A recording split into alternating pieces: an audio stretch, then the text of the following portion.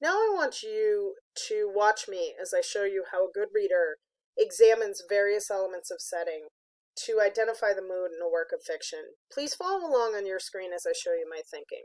So the very first thing that a good reader needs to do when they come to a text is they need to read it first just to get the general gist. So I'm going to do that now. I ran as fast as I could. I hurried by the dark stone fence that surrounded the white graveyard, to the split rail that seemed to mark the land between the living and the dead.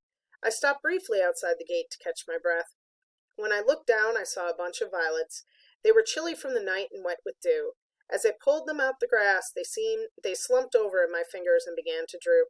Somewhere off in the distance, a lone bird chirped. The morning mist twisted and turned in the graveyard, dancing between the graves and trees. In the distance, the morning mist had not yet lifted from the fields. There were no ghosts yet, just ash trees and maples in a mournful row. So the very first thing that I noticed when I was reading this, and I know it's an element of plot in that setting, but I could not help but notice that she's talking about running as fast as she can. And that made me think that she's running for one of two reasons. She's either running because she's in a hurry and she wants to get somewhere very quickly and it's a sense of urgency, or she's running because she's scared. So I'm going to keep that in my mind as I'm reading and I'm looking at setting and mood, and I'm thinking, are there elements of the setting and mood that support this theory I've made about my characters? So as I read this first sentence, I noticed that there were some references to dark and light.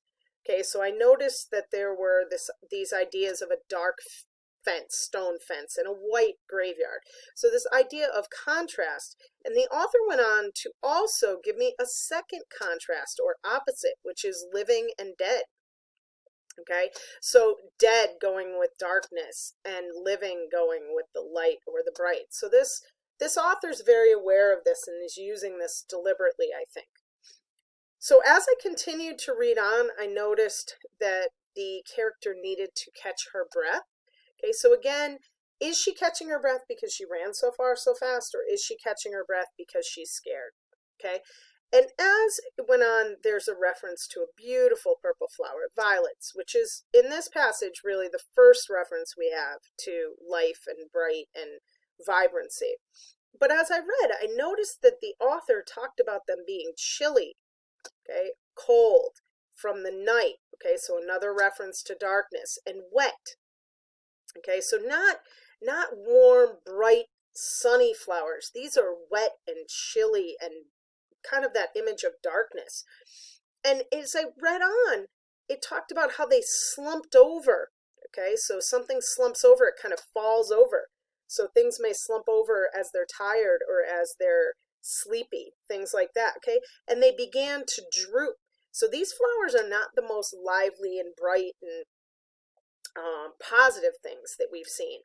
And the author talks about a lone bird. So I've got a lot of images of darkness in this passage, but here's another thing that I'm picking up and I'm noticing is that my author is talking about the fact that there is just this one bird in this whole graveyard.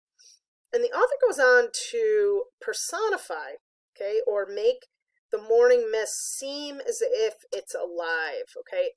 The morning mist twists and turns and dances, okay?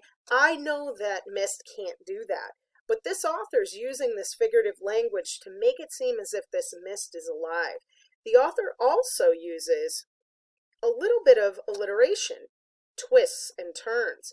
So alliteration using those similar consonant sounds at the beginning of the words. So this idea that it's alive, it's dancing, it's deliberate in the graveyard. But I would be completely remiss or off track if I didn't realize that morning mist could also be seen as fog. And I've seen way too many Halloween movies where I've seen a foggy graveyard, right? So I'm continuing to get this very eerie, this very kind of haunting or creepy feeling from the text, from the elements that the author has chosen to put in there. In the distance, the morning mist had not yet lifted. There were no ghosts yet. So I thought this was a really important point in the text. So this, when I go back to my line up here, I am getting the theory that she wants these ghosts. I may not. I may find it scary and creepy and haunting, but this character in the story does not. And as I read on, there's this discussion of trees in a mournful row. So again, a reference to death. So this author has used a lot of references for contrasts of light and dark and death and darkness, and a lot of references to like solitary animals. So all of these things, when I'm putting them together, are creating a mood for me of this being a very solemn or creepy or melancholy or sad mood. And I think that it may impact the character because I think it may make the character feel very similarly. So as we continue reading, we're going to continue to notice the details in this next portion of the passage, and I want to see if you think that I was on with my theory.